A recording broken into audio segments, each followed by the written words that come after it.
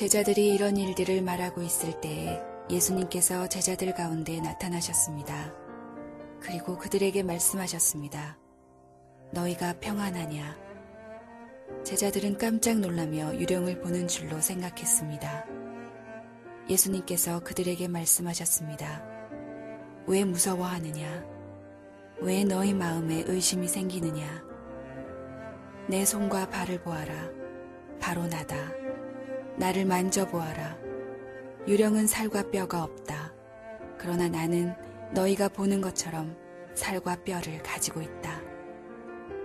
이 말씀을 하시고 예수님께서 손과 발을 제자들에게 보여주셨습니다.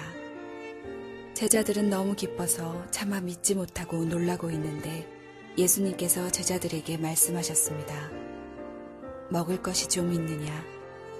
제자들이 구운 생선 한 토막을 예수님께 드렸습니다.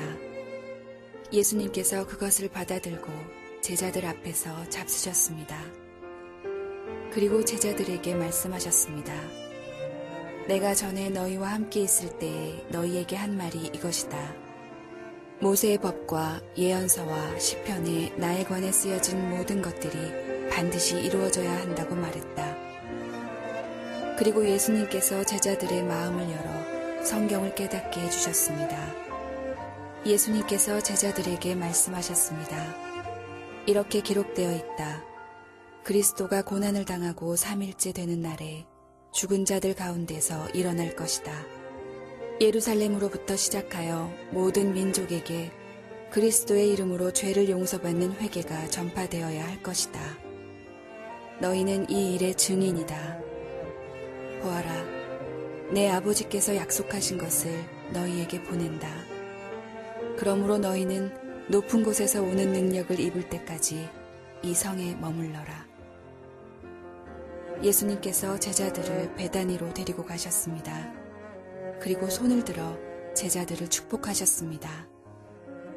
예수님께서 제자들을 축복하시면서 그들을 떠나 하늘로 들려 올라가셨습니다. 제자들이 예수님께 경배하고 크게 기뻐하며 예루살렘으로 돌아왔습니다. 그리고 그들은 늘 성전에 머물면서 하나님을 찬양하였습니다.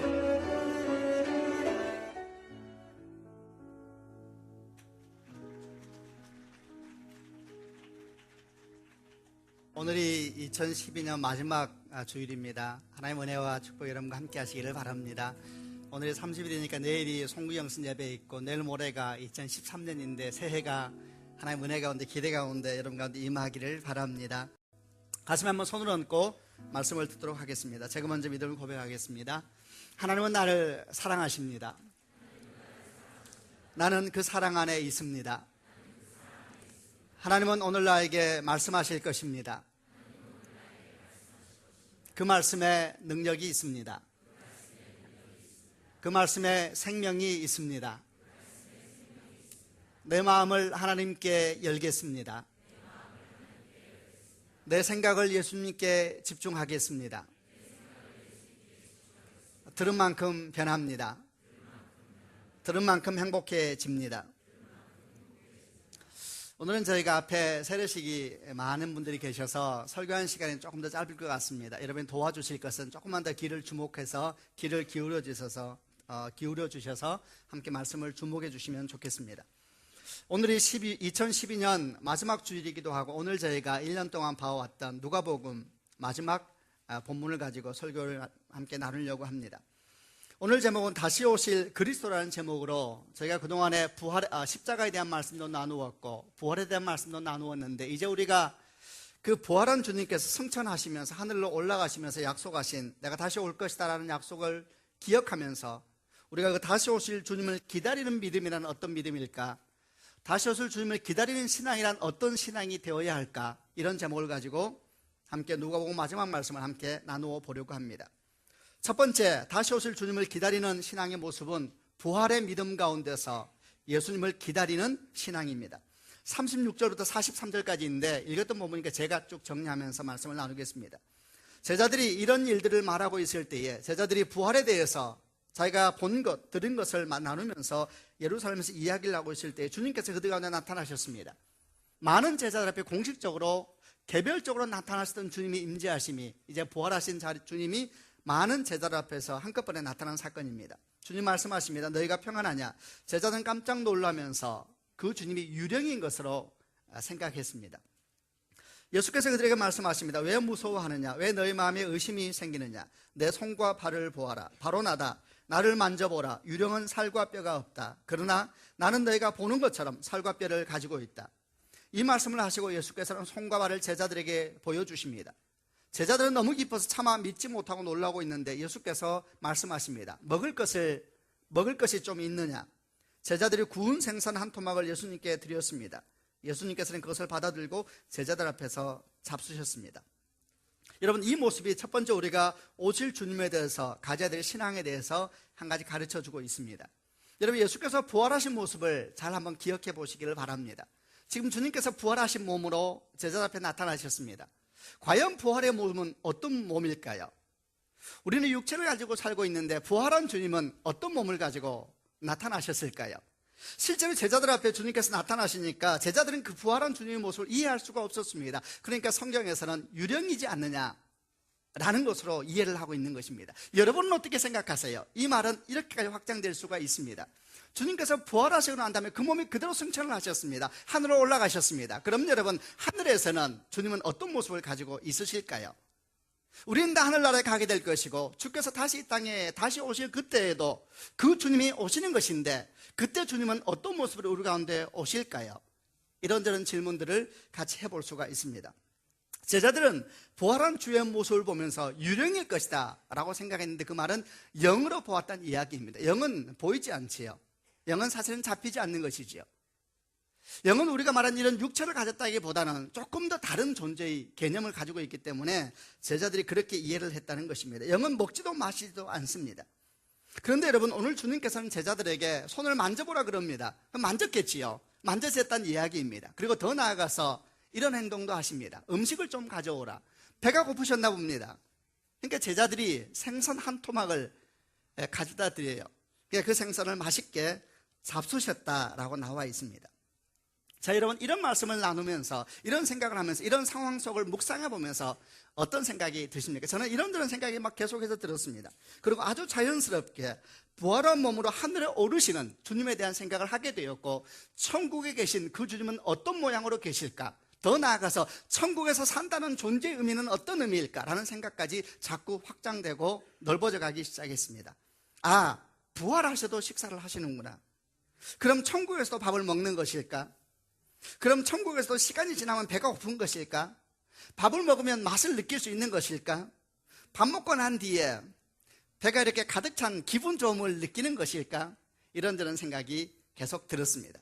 여러분, 저는 이런 묵상을 하는 것이 몹시 좋습니다. 왜냐하면 저는 지금 쓸모없는 공상을 하는 것이 아니라 장차 나에게 주어질, 장차 내가 갖게 될, 장차 내가 보게 될 그 영원한 생명에 대해서 말하고 있기 때문에 그렇습니다.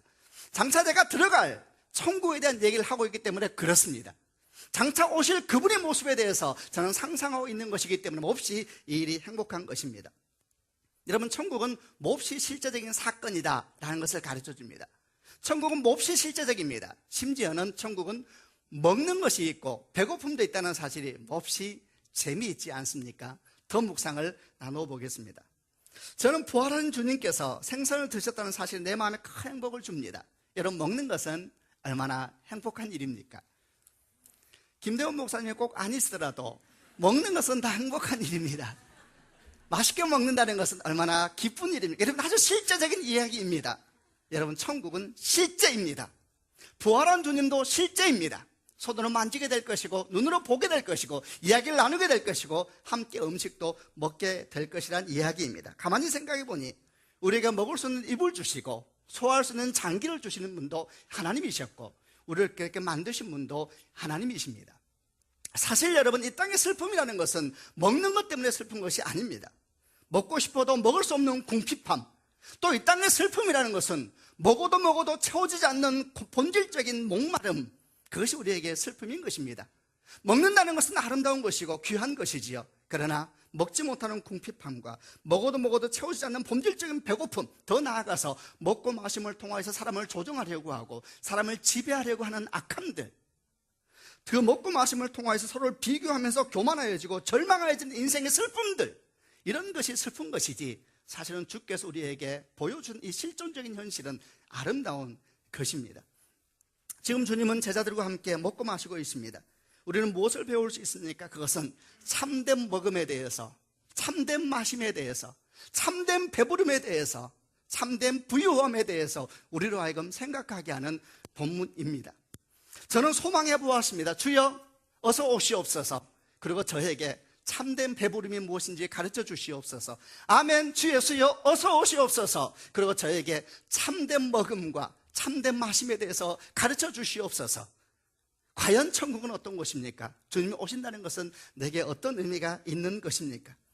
부활한 주님께서 생선을 드시는 모습, 그리고 주님께서 그 손을 제자들에게 맡기시면서 못자국 난 것을 만져보게 하고 창으로 찔린 것을 손 넣어보라 할 때에 그에 있었던 실제적인 천국의 모습을 저는 경험하고 싶다는 생각이 제 마음에 가득 차기 시작했습니다. 여러분, 이것이 다시 오실 주님을 기다리는 우리의 첫 번째 모습이 되어야 되는 것입니다. 여러분, 천국을 사모하면 사모할수록 우리는 이 땅 가운데서 힘있게 살 수 있다는 원리를 잊으면 안 됩니다. 천국은 실제적인 것이다, 천국은 아주 현실적인 것이다 라는 걸 이해하면 이해할수록 이 땅에서 우리가 그럼 어떻게 살아야 할 것인가, 이 땅에서 무엇을 생각하며 살아야 될 것인가, 진정 이 땅에 있는 슬픔들을 어떻게 하면 극복할 수 있을 것인가, 이 땅에 있는 외로움과 상처들과 아픔들은 언제 치유될 것인가, 언제 회복될 것인가, 거룩한 꿈을 꿀 수 있는 인생을 살 수가 있는 것입니다. 여러분, 다시 오실 주님을 준비한 인생은 오늘 이 땅에서 얼마나 열심히 살고 바르게 살고 옳은 생각을 가지고 살 수 있는가라는 신앙하고 깊이 연관되어 있다는 것입니다. 오늘 주님께서는 부활하셨는데 그 부활한 모습은 육체를 가지고 부활하셨습니다. 완전히 다른 육체이지요. 여러분, 땅은 하늘과 단절된 것이 아닙니다. 더 말해볼까요? 우리 지금 삶은 오실 주님의 삶과 단절된 것이 아니라는 겁니다. 그러므로 현실은 주 앞에서 의미가 있는 것이고 아름다운 것이고, 그리고 정말 주 앞에서 잘 살아야 되는 것입니다. 땅은 하늘을 만날 때 완성되는 것입니다. 그리고 참된 소망도 땅에 있는 것이 아니라 하늘에 있다는 것을 알게 하는 것이 그분의 살이요, 그분과 함께 음식을 먹고 마시는 삶의 현장 가운데 있는 것입니다. 그러므로 여러분, 우리가 이 땅에 살 때 어떤 마음으로 살아야 합니까? 지금 우리가 이 땅에 살 때 너무 낙심하지 마시길 바랍니다. 이 땅에는 참된 배부름은 없습니다. 그러나 열심히 살아야 합니다. 왜? 이 땅의 모습은 장차 오실 주님과 연결될 것이기 때문에. 이 땅에서 너무 여러분 교만하게 사시면 안 됩니다. 왜? 이 땅은 완성되지 않은 것이고 뭘 하더라도 근본적인 배고픔은 여전히 남아있는 것입니다. 그래도 낙심할 필요가 없습니다. 왜? 장차 그분이 오실 것이고 그분이 오실 때에 그 모든 목마름과 슬픔은 치유될 것이기 때문에 그런 것입니다. 성경을 마무리하면서 성경에 있는 많은 기자들은 동일한 고백을 했습니다. 아멘. 주 예수여 어서 오시옵소서. 사랑하는 여러분, 한 해를 마무리하면서 여러분도 저도 이런 고백이 넘치는 축복이 있기를 바랍니다. 한 해를 어떻게 보내셨습니까? 슬픈 일도 있었고 기쁜 일도 있었고 상한 일도 있었고 좋은 일도 있었겠지요. 그러나 그 모든 것을 생각할 때마다 오실 주님을 생각하는 축복이 있기를 바랍니다. 어떤 일 가운데서든지 오실 주님을 생각하는 삶을 사는 것, 그게 다시 오실 주님을 준비하는 믿음의 신앙의 모습입니다. 두 번째, 또 다시 오실 주님을 기다리는 신앙의 모습은 주께서 또 이렇게 말씀하십니다. 제자들에게 말씀하셨습니다. 내가 전에 너희와 함께 있을 때 너희에게 한 말이 이것이다. 모세의 법과 예언서와 시편에 나에 관해 쓰여진 모든 것들이 반드시 이루어져야 한다고 말했다. 그리고 예수님께서 제자들의 마음을 열어 성경을 깨닫게 해주셨습니다. 예수님께서 제자들에게 말씀하셨습니다. 이렇게 기록되어 있다. 그리스도가 고난을 당하고 3일째 되는 날에 죽은 자들 가운데서 일어날 것이다. 예루살렘으로 시작하여 모든 민족에게 그리스도 이름으로 죄를 용서하는 회개가 전파되어야 할 것이다. 너희는 이 일의 증인이다. 두 번째, 다시 오실 주님을 기다리는 믿음은 우리에게 주신 사명을 기억하면서 살아가는 믿음이라는 것입니다. 오늘 주님께서는 제자들에게 모든 것을 풀어서 설명해 주기 시작합니다. 그리고 그 모든 구약의 말씀은 십자가와 부활로 모아지게 되어 있었고 그 십자가와 부활의 한가운데서 말씀은 풀어지기 시작했습니다. 우리는 아주 작은 묵상과 배움을 얻을 수가 있습니다. 모든 성경 말씀은 십자가와 부활을 향해서 나아갑니다. 아멘. 여러분, 모든 성경 말씀을 이해할 때에 항상 이 방향성 속에서 이해해야 합니다. 모든 말씀과 모든 성경의 방향은 십자가를 향해서 달려간다. 그러나 십자가에서 끝은 아닙니다. 그 너머에 부활까지 이르게 돼 있는 것입니다. 혹시 여러분 우리가 신앙생활을 하면서 어떤 말씀이 굉장히 멋이 있고 설득력 있게 들린다 할지라도 그 말씀의 방향이 십자가가 없다면, 부활이 없다면 그 말씀을 가까이 하면 안 됩니다. 혹시 우리가 만난 어떤 사역자가 굉장히 큰 능력이 있고 놀라운 삶의 모습을 보여준다 할지라도 그의 삶과 메시지가 십자가와 부활을 향하고 있지 않다면 그와 가까이 해서도 안 됩니다.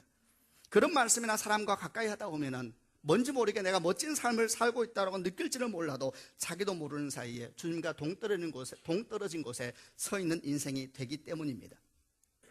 주님은 모든 말씀을 풀어주시고 난 다음에 다시 오실 주님에 대한 말씀을 하시면서 예루살렘에서 시작하여 모든 민족에게 그리스도 이름으로 죄를 용서받는 회개가 전파되어야 할 것이다.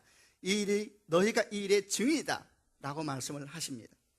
다시 오는 주님을 준비하는 신앙, 증인의 삶을 살아야 된다는 이야기죠.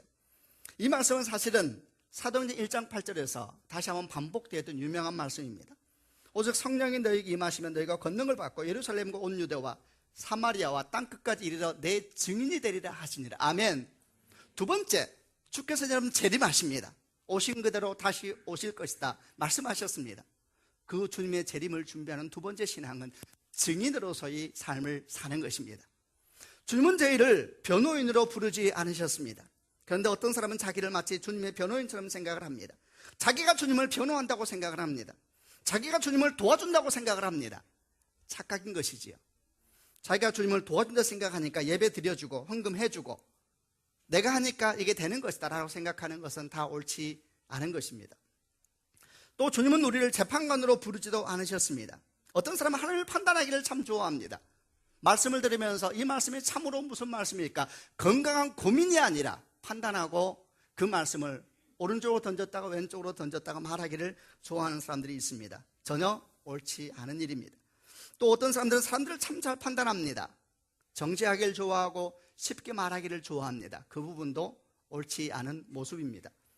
주님은 우리를 증인으로 부르셨습니다. 증인의 삶. 증인은 어떤 사람입니까? 증인은 본 것을 말하고 경험한 것을 말하는 사람입니다. 여러분, 본 것이 없고 경험한 것이 없는 사람은 증인이 아닙니다. 여러분, 증인이라는 것은 그의 삶 가운데 경험하고 보고 느꼈던 것이 있어야 되는 사람인 것입니다. 주님께서 우리를 증인으로 부르셨습니다. 그럼 여러분도 증인으로 부르셨으니 여러분도 여러분이 본 것이 있고 여러분이 느낀 것이 있고 여러분이 경험한 것이 있어야 되는 것입니다.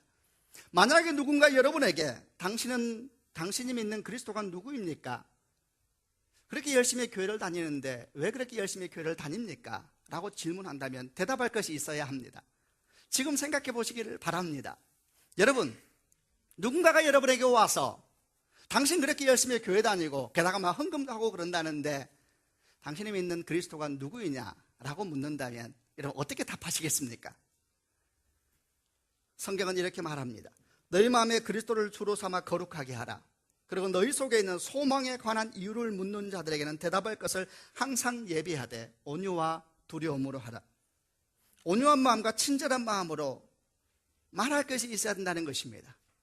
사랑하는 여러분, 다시 오실 주님을 예비하시는 신앙이 되는 축복이 있기를 바랍니다. 여러분이 믿는 예수는 누구입니까? 여러분이 만난 주님이 있어야 합니다. 여러분이 말할 수 있는 여러분 증인입니다. 말할 수 있는 주님이 있어야 되고 여러분이 경험한 주님이 있어야 되고 그런 주님을 만나는 축복이 있기를 바랍니다. 오늘 우리 세례를 받는 우리 하은이 아빠가 자기 인생을 잠깐 간증했었지요. 아주 짧은 간증이었지만 많은 일들이 있었더라고요. 원래 그분이 스님이 될 꿈이 있었던 분이었나 봐요. 인생을 어찌 알리요. 근데 여기 와서 이렇게 간증을 하게 되었는데 사실은 그 형제님의 하나님 경험은 자녀로부터 시작이 되었습니다. 자녀가 몸이 연약함이 있는 거거든요. 좋은 일이 아니지요. 그러나 인생을 어찌 알겠습니까? 주님께서 그 일을 준비하고 계시다면 누가 그 끝을 함부로 말하겠습니까? 그를 통해서 그 집안 가운데 복음의 능력이 임하기 시작하고 하나님의 말씀이 임하기 시작하고 드디어 그가 그렇게 와서 졸기만 하고 그리고 여자친구가 좋아서 다 그런 것이죠. 좋아서 와서 예배 드렸는데 어느 날 그 주님이 자기 앞에 온 느낌이 온 마음에 들기 시작할 때 그게 여러분 간증인 것입니다. 그게 증인인 것입니다. 또 증인은 어떤 사람입니까? 증인의 삶을 산다는 것은 언어만이 아닙니다. 말 그대로 삶이 증거가 되어야 하는 겁니다. 우리 모두가 아는 것처럼 삶은 언어보다 훨씬 더 강한 힘이 있습니다. 우리도 한 번쯤은 예수 믿는 사람인 이유 때문에 할 수 있어도 안 하는 것이 있어야 합니다.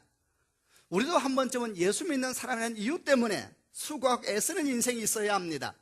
손해보는 일도 한 번은 있어야 되지 않겠습니까? 지난 주일날 저희가 성경을 많이 하고 하면서 국내외 국외 여러 가지 일을 할 것이다 말씀을 드렸는데, 지난 주일날 저희가 한 분의 내용을 듣게 됐습니다. 너무너무 도움이 필요한데, 그래서 저희 교회 성도님 두 분이 찾아갔습니다. 2시간에 걸려서 2시간이나 걸려서 추운 날씨였는데, 우선은 너무 추운 곳이 춥고 그 집에 보일러도 안 들어온다 그래서 용산에 가서 온수 매트를 하나 사가지고 차에 싣고 시외에 혼자 사는 분인데 그분을 찾아갔습니다. 아주 많이 힘들고 지쳐있는 분. 두 성도님 찾아가서 그 집에 들어가서, 그 작은 방에 들어가서, 보일러도 들어오지 않는 그 방에 들어가서, 지하 그 방에 들어가서 진심으로 그 사람의 얘기를 다 들어주었다고 합니다. 그리고 교회에서 우선 급하게라도 무엇을 도와드릴 수 있을까에 대해서 이런저런 것을 살펴보았는데 그분이 이런 말을 했다고 합니다. 고맙습니다. 그동안 내 형제들도 내가 사는 곳을 와보지 않았는데 내가 사는 곳을 와봐줘서 고맙습니다. 자기는 하나님 앞에 항상 기도할 때마다 원망과 한탄밖에 없었다고 합니다. 하나님은 자기 기도는 한 번도 들어주지 않는구나. 원망과 한탄밖에 없었는데 나 같은 사람에게도 이런 날이 올지 몰랐습니다. 여러분, 그날이 그래 큰 날일까요? 아주 작은 도움이 손길이죠. 그러면서 이렇게 자매가 말했답니다. 이제는 원망과 한탄의 기도를 하지 않겠습니다. 여러분, 저희는 캄보디아에 있는, 언젠가 사진을 보았을 것인데 온몸에 화상을 입어서 다 몸이 붙어버린 것 같은 한 형제에 대한 사진을 본 적이 있었습니다.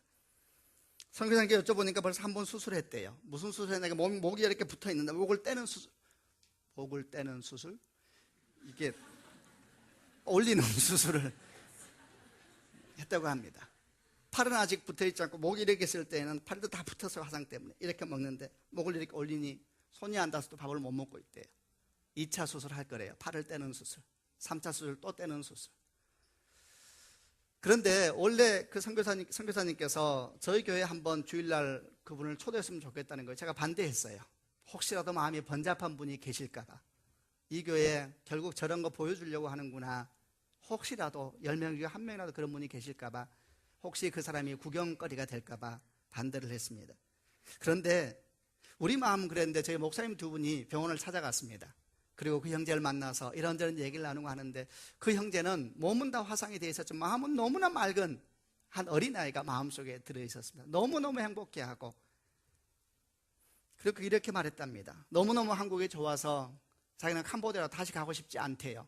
그러니까 목사님 깜짝 놀라서 말했답니다. 부모님이 거기 계시는데 가야 되지 않냐고. 그러니까 사진만 찍어서 보내면 된대요. 근데 그분이 그랬답니다. 내 인생에 이렇게 사랑을 받아본 적이 없다고. 여러분, 지금 저희는 무엇을 말하고 있는 것입니까? 국내에든 국외든 그건 중요하지 않습니다. 우리가 아는 사람은 알지 않는 사람은 아무것도 중요하지 않습니다. 첫 번째 말한 분도 저희 교회에 나오지 않습니다. 두 번째 말한 분도 저희는 한 번도 본 적이 없는 사람입니다. 그것이 뭐가 그렇게 중요하겠습니까? 도움이 필요하다길래 도움을 주고, 힘들다기에 위로가 되고, 아프다길래 도와주면서 걸어가는 것이지요. 우리가 증인이니까 증인은 본 것을 말하고 받은 것을 나누어 주고, 우리가 그렇게 은혜를 받았으니 또 다른 사람에게 그렇게 나누어 주는 것입니다. 증인의 삶을 산다는 것은 그렇게 어려운 것도 아닌 것 같다라는 생각이 든 한 주였습니다. 왜냐하면 없는 것을 전하는 것이 아니라, 모르는 것을 말해야 되는 것이 아니라, 우리가 아는 것, 우리가 경험한 것, 우리가 받은 것, 우리가 누린 것, 그걸 다시 흘러보내는 작업일 뿐이니 그래도 할 수 있겠구나 생각이 들었습니다. 우리 재능을 나누고, 우리 재정을 나누고, 우리 시간을 나누고. 여러분, 지난주까지 우리가 성경음 작정했는데 너무너무 감사드려요. 466명이 작정했어요. 집에서 한 명 정도 됐다면 한 1000명 정도가 작정한 거잖아요. 얼마나 감사한 일입니까? 금액에 3억 5천이 넘는 돈이 약정이 됐어요. 너무 감사한 일이죠. 이제 여러분 자동이체만 잘하면 돼요. 너무 감사한 일이에요. 그래도 우리는 따뜻하잖아요. 저는 그렇게 생각을 합니다. 그래도 나는 따뜻하다고 생각해요. 저는 기득권자입니다. 저는 가진 자입니다. 집이 없으면 어때요? 그래서 저는 제가 압니다. 제가 가진 자라는 것을. 저는 부유한 자입니다. 저는 누리는 자입니다. 그래서 때때로 마음이 조심스럽습니다. 조금씩 더 나누고, 내 재정 나누고, 내 재능 나누고, 내 시간 나누고. 여러분이 할 수 있는 것이 무엇인지 교회에 알려주시길 바랍니다. 도배를 잘하는 분이 있다면, 전 도배 못합니다. 이름이 도배일 뿐입니다. 한 군데 전화를 했더니 도배를 좀 해줄 수 있냐는 거예요. 제가 답을 못했습니다. 그게 얼마나 어려운지 알기에. 혹시 도배를 잘하는 분 있다면 저희한테 알려주세요. 전기 잘 만지는 분 알려주세요. 혹시 병원을 하시는데 제 병원은 이러이러한 쪽에 은사가 있습니다. 알려주세요. 미용을 잘하는 분 알려주세요. 알려주면 어디까지 전화 올까 걱정인데 걱정하지 마세요. 저희는 그렇게 무례하지 않습니다. 여러분이 어떤 일을 도울 수 있는지 알려주면 저희가 그런 필요가 있을 때 여러분에게 여쭤볼 겁니다. 그리고 그때 상황이 되시면 저희를 도와주시면 됩니다. 상황이 안 되면 죄송하다 말하면 괜찮습니다. 그러면 주께서 또 다른 길을 열어가시겠지요. 여러분은 어렵지 않습니다. 증인의 삶은 받은 걸 보내는 것이고, 누린 걸 나누는 것이고, 아는 걸 말하는 것이고, 들은 걸 전하는 것뿐입니다. 없는 것을 달랍니까? 모르는 것을 대답하라고 합니까? 아닙니다. 증인의 삶은 변호인의 삶도 아니고 재판관의 삶도 아닙니다. 마지막으로 여러분, 주님께서 이렇게 말씀하십니다. 보라, 내가 내 아버지께서 약속하신 것을 너에게 보낸다. 너희는 높은 곳에서 오는 능력을 입을 때까지 이상에 머물러라. 세 번째, 주의 오심을 준비하는 믿음의 사람은 성령 충만한 사람이 되어야 합니다. 도대체 성령 충만함은 무엇을 말하는 것일까요? 한 가지만 기억하십시다. 성령일 인도하심을 따라 살기를 결정하는 것입니다. 하나님께서 원하신 것이 무엇일까? 내가 주님을 위하여 어떤 인생을 살아야 될까? 기도하기 시작할 때 성령이 역사할 것입니다. 아멘. 주님이 오는 곳에서 나도 울어야 되겠다. 주님이 계시는 곳에 나도 있어야 되겠다. 주님이 원하시는 곳으로 내가 달려가야 되겠다. 이미 그 사건은 성령이 역사하시는 사건입니다. 사랑하는 여러분, 새해가 시작되었습니다. 그리고 여러분과 함께 교회에서 3주 동안 새벽 기도 하겠다고 말씀을 드렸습니다. 왜 신청 안 하십니까? 새해인데, 첫 시작인데. 저는 저희 아이들에게 이미 공포했습니다. 앞으로 3주 동안 잠은 10시에 자겠노라. 여러분, 아침에 싸우면 저녁에 결정나는 겁니다. 여러분 무엇을 결정하고 있습니까? 오실 주님을 준비해야 될 성도들이요, 주님의 곧 오십니다. 성령이 오십니다. 그리고 새해가 시작되고 있습니다. 주님의 은혜와 축복이 여러분과 함께 하시기를 바랍니다. 같이 한번 기도하겠습니다. 가슴에 한번 손을 얹으시길 바랍니다. 제가 기도하겠습니다. 살아계신 아버지 하나님, 요한계시록 마지막 말씀 가운데 주께서 기록하십니다. 아멘. 주 예수여 오시옵소서. 그 하나님 임재하심은 결코 오늘과 떨어진 것이 아니라 하나님, 오늘과 이어지는 놀라운 약속인 것을 보면서 오늘 우리가 어떻게 살아야 되는지 다시 생각해 봅니다. 아멘. 주 예수여 오시옵소서. 우리는 변호인도 아니고 재판관도 아니요, 본 것을 말하고 들은 것을 말하고 있는 것을 흘러보내는 증인입니다. 주여, 이것은 어렵지 않습니다. 우리에게 성령의 감동을 주시옵소서. 예수 그리스도 이름으로 기도합니다. 아멘. 우리